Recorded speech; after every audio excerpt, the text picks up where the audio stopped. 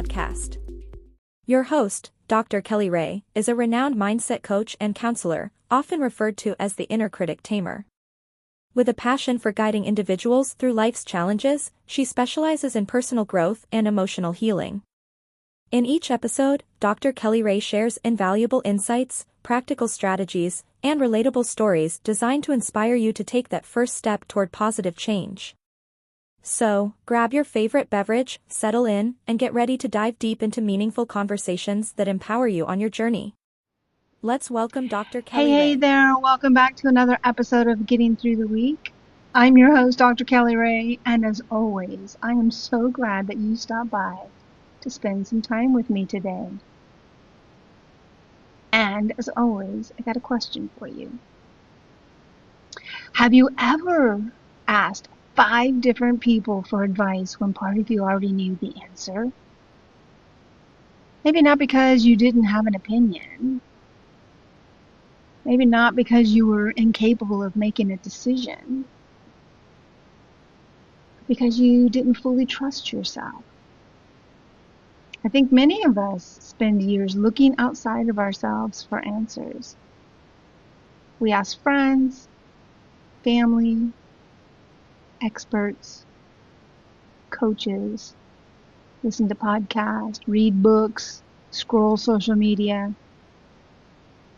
And while there's absolutely value in learning from other people, sometimes something interesting happens. We become so accustomed to seeking reassurance that we stop trusting the information coming from within.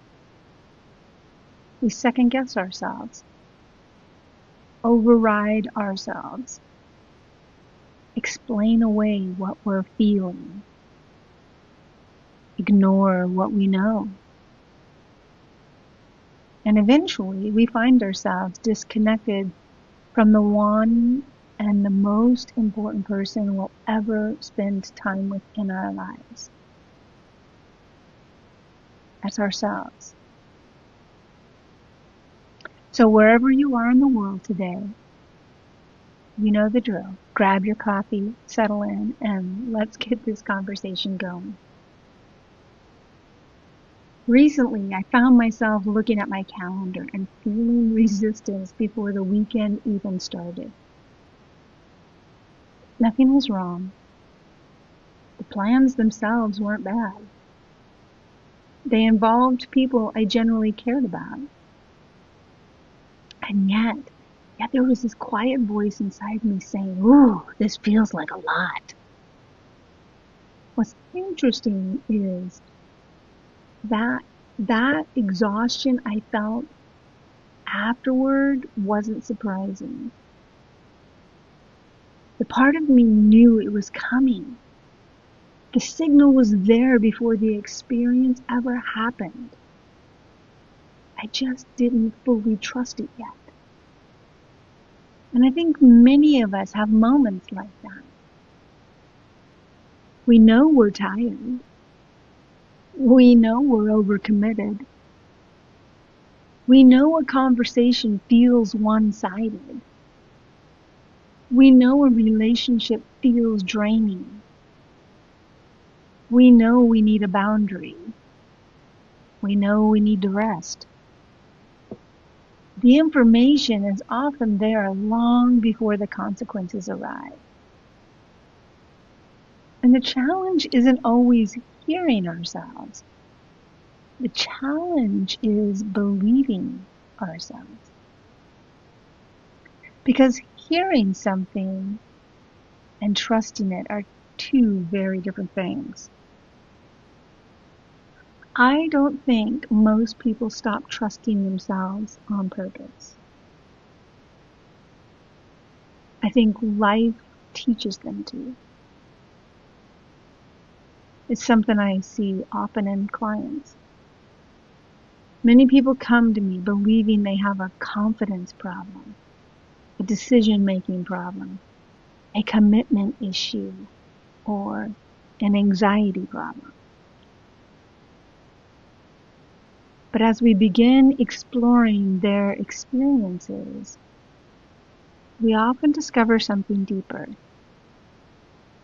Somewhere along the way, they learn not to trust their own signals. They learn to second-guess themselves, to override themselves, to look outside themselves for answers they were already carrying inside. And much of the work we do together isn't teaching them something new. It's helping them reconnect with information they've been dismissing for years. Maybe you knew you were exhausted, but the responsibilities still had to be handled. Maybe you knew you needed help, but nobody was available. Maybe you knew something felt wrong, but speaking up wasn't safe. Maybe you learned very early that other people's needs came first. So you adapted. You learned to push through. You learned to keep going. You learned to override your own signals. And honestly, that can be an incredible, effective survival strategy.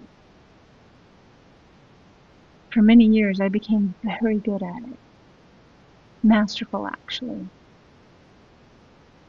I could keep going when I was exhausted, show up when I had nothing left in the tank, put other people's needs ahead of my own without even giving it a second thought. And for a long time, I viewed that as strength. But lately, I've started seeing something differently. Just because I can override myself doesn't mean I should.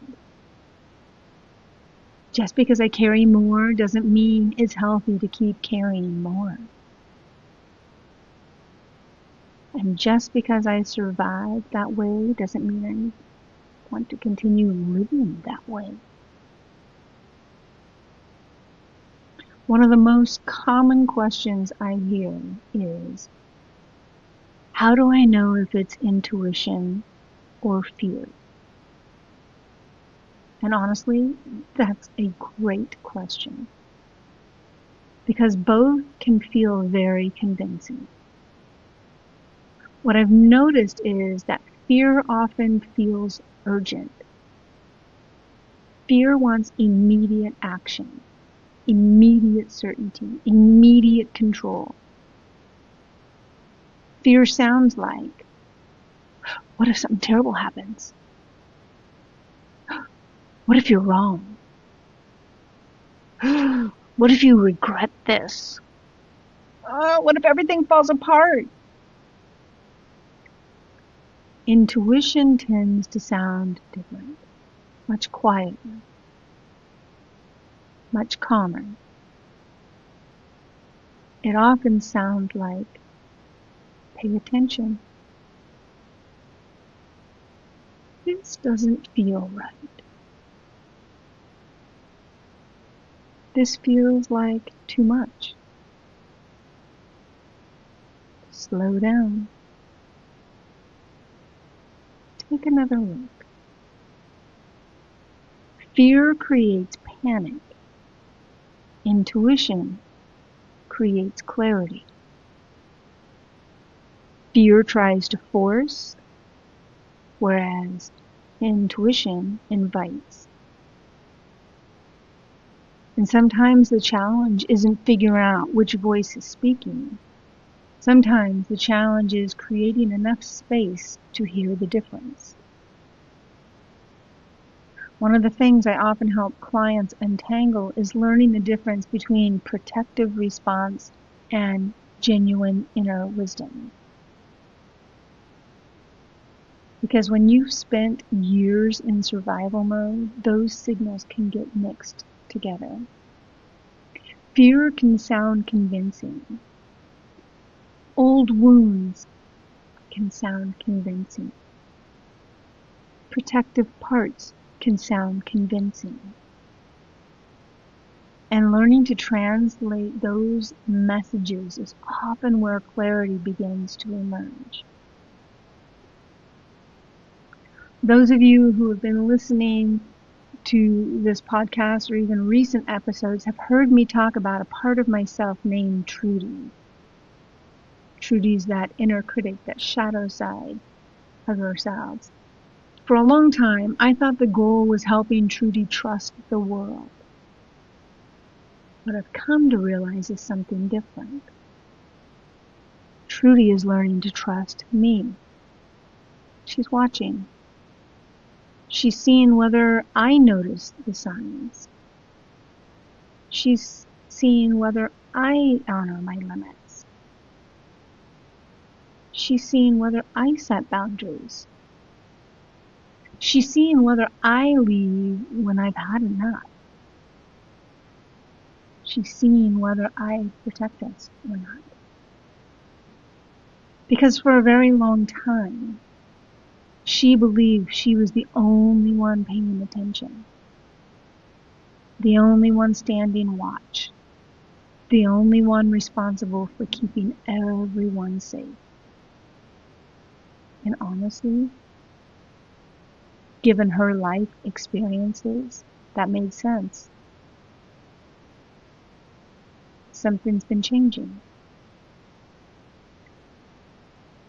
Over the years, every time I listen to myself, every time I honor a boundary, every time I choose rest instead of pushing through, every time I pay attention to what my body is trying to tell me, Trudy gathers new evidence. Evidence that she's no longer carrying the responsibility alone. And while she'd probably never admit it publicly, I think she's beginning to find a little bit of comfort in that. Now, for the record, she remains cautiously suspicious, and her trusty Rottweiler remains employed at this point. Security cameras are still operational, but progress is progress. Over the years, I've had clients give these parts all kinds of names for themselves. Some have actual names, like mine is Trudy. They've given them their own names. Some call them the kid. Some call it the inner critic. Some call them anxiety. Some call them fear.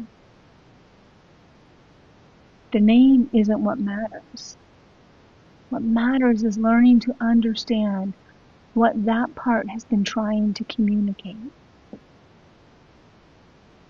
In many ways, that's the work I do every day, helping people translate the language underneath their self-doubt, fear, overthinking, people-pleasing, and inner criticism.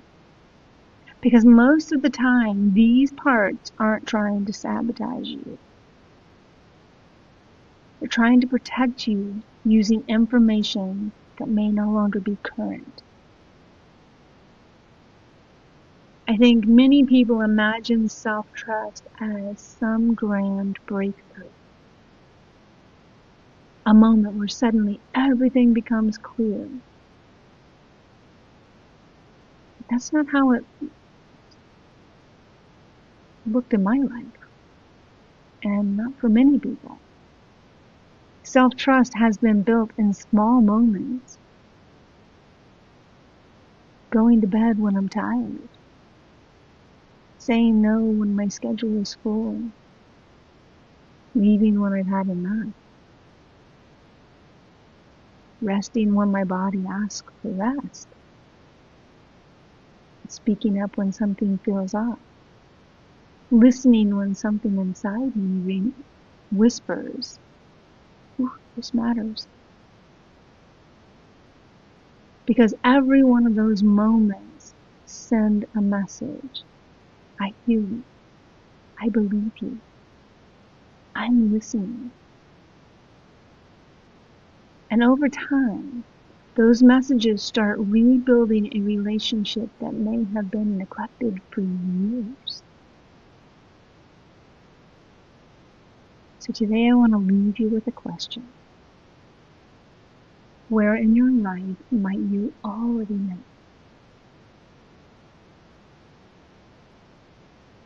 Not with absolute certainty, not with perfect confidence, but quiet, deep down. Where have you been receiving information that you've been explaining away, or justifying, or rationalizing? Where have you been overriding yourself? Where have you been asking everyone else what you should do while quietly discounting what you already know?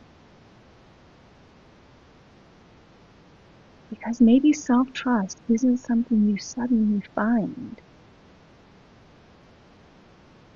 One thing I've learned both personally and through working with clients is that self-trust rarely arrives as a lightning bolt. It's built through evidence. Small moments where you listen. Small moments where you honor what you knew. Small moments where you stop abandoning yourself, chastising yourself, doubting yourself. And over time, those moments begin changing the relationship you have with yourself, which then reflects in your outer world. That could be the relationship you start having with others. Could be the shift with your money. Could be the shift with your own health. Could be the shift with friendships, your spiritual growth. All of that comes through these small moments, these moments where you just trust yourself. Maybe it's something you slowly build. One choice, one boundary, one honest moment at a time. Maybe the goal isn't becoming someone who never doubted themselves. Maybe the goal is becoming someone who listens when they do know. And maybe self-trust is simply keeping enough promises to yourself that your nervous system begins to believe you. Thank you so much for joining me for another episode of Getting Through the Week. Until next time, take care of yourselves. Be kind to yourself, and remember, you don't have to trust yourself perfectly. You just have to start listening when your own wisdom speaks. Until next week, I send Thank you you for so joining us for another much episode love. of the Getting Through the Week podcast with Dr. KellyRae. If you're looking to connect with her or schedule an appointment, here's how you can reach her. Follow her on Instagram at AskDrKellyRae. Check out her Facebook page at Dr. KellyRae. Find her on TikTok at Dr. KellyRae. Visit her website at drkellyrae.com. Or send her an email at drkellyrae@gmail.com. Until next week, Dr. KellyRae sends you so much love.